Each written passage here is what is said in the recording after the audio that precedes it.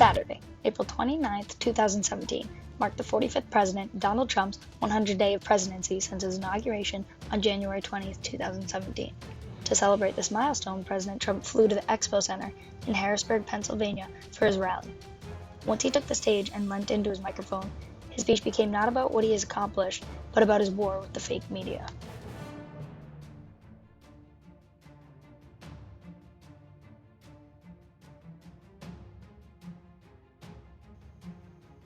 It is no secret that President Trump has had issues with the media in the past. Using his Twitter account, he has tweeted over 40 times that the media is dishonest and misrepresents him. However, a recent incident with CNN has gone beyond just a nasty tweet or a press conference to state that the news being spread was fake. CNN published their coverage where they discussed President Trump's first 100 days. They basically use this opportunity to share with all their viewers how President Trump has failed tremendously during this time period. I think when you add up the totality of it, you said this is the worst week of his presidency. I actually think this may be the worst 100 days we've ever seen in a president. Maybe it'll get better. But earlier this week, he had his credibility, took a direct hit over the wiretapping by the FBI director. And now his capacity is taking a direct hit. He came to us as the deal maker. His ultimate promise was that he was the deal maker and could make the system work. And that so clearly has failed. To be fair, spreading this word about our president will inevitably cause a political reaction. This issue has resulted in numerous speeches, President Trump fighting with a reporter, and chants against the CNN during his rally. Each side to this war, the media and the president, have both fired harsh shots at each other. CNN started headlining their coverage as misleading and cruel things about the president, started pointing out his flaws during their panels, and have even started fights with him during questionnaires. This issue is a dangerous one to lead on in the sense that while Trump and CNN are going at it, the public's opinion of each may shift. CNN is creating the opinion for their viewers that our president is failing. Can one really blame President Trump for standing up for himself and the work he has done? No. However, the issue has gone far beyond it should have. Attacking our news organization. Can you give us a chance? Your organization. You are attacking our news organization. Your organization. Can you give us a chance to ask a question, sir? Go ahead. Sir, can you state, Mr. President-elect, go ahead. Can you state categorically, She's asking a question. Don't Mr. be President-elect, can you give us a question? Don't be You're rude. attacking us. Can you give us a question? Don't be rude. No, I'm not going to give you a question. I'm not going to give you a question. Can you state categorically? You are fake news. Sir, I believe that this verbal fight between CNN and President Trump has gotten out of hand. Any opportunity one of them gets on the air, they make sure to bash the other. And this is immature and only hurting our society. First of all, I do believe that CNN did spread false news in the sense that they said President Trump has not accomplished any amount of work in his first 100 days, because it is evident that he has. No, he didn't accomplish as much as he said he would.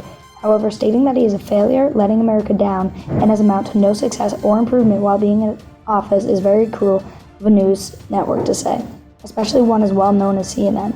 It is for this that I side with President Trump in the argument due to the fact that CNN spreading lies and harsh statements with no source or evidence isn't right. Journalists and news stations shouldn't be allowed to voice their personal opinion on air.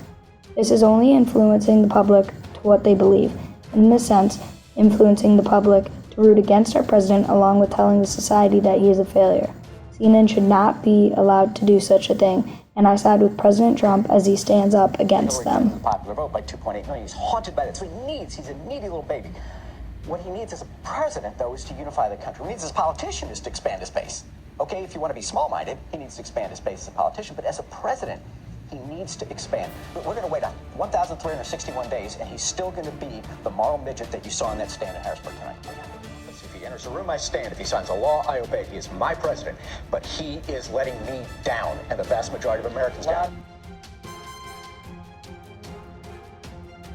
CNN and MSNBC are fake news. Fake news. Now, before we talk about my first 100 days, which has been very exciting and very productive, let's rate the media's 100 days. Should we do that? Should we do it? Because, as you know, they are a disgrace. According to a Morning Consult poll, more than half of Americans say the media is out of touch with everyday Americans, and they've proven it. According to Media Research Center, 89% of the media's coverage of our administration has been negative and purposely negative. CNN and President Trump were both effective in their efforts. Donald Trump tried to spread the word that CNN was spreading false and cruel news about him, which he succeeded in the sense that this whole scandal blew up and CNN started getting the reputation as fake news. CNN was also successful because many follow-up panels, even in other networks, were talking about the issue and whether or not it was true. Debating if it was true meant that they had to tell the air all the failures and roadblocks that President Trump has come across, therefore spreading the bad news of the president around and making CNN's efforts successful. They both emphasized the idea of fake news, President Trump telling the public that they had no sources and CNN never defending themselves, which means that this was in fact fake news being told to the public. This is very dangerous, as false news spreading around could change society's political views on the president for the wrong reasons. The scandal proves that we as the public have to beware of fake news and what we believe when we hear a story like this one between President Trump and CNN.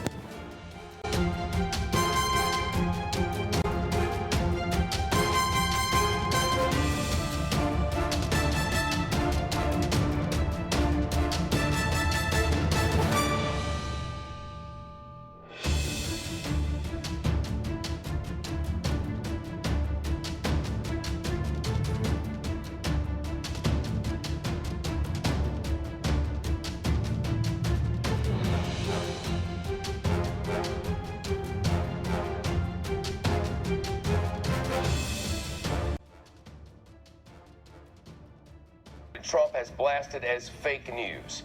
Instead of holding the daily press briefing today, the press secretary Sean Spicer called what is called a gaggle with reporters behind closed doors, where he would answer questions off camera. And he handpicked which news organizations could attend. That is highly unusual. This all came to a head after a series of events. First, CNN reported extensively on Trump campaign officials' communications with Russia. Then CNN reports the White House Chief of Staff sent administration officials to talk to reporters off the record, urging them to knock down the Trump campaign and Russia reports. Then this morning, President Trump again called the fake news media the enemy of the people and railed against fake news. I want you all to know that we are fighting the fake news. It's fake, phony, fake.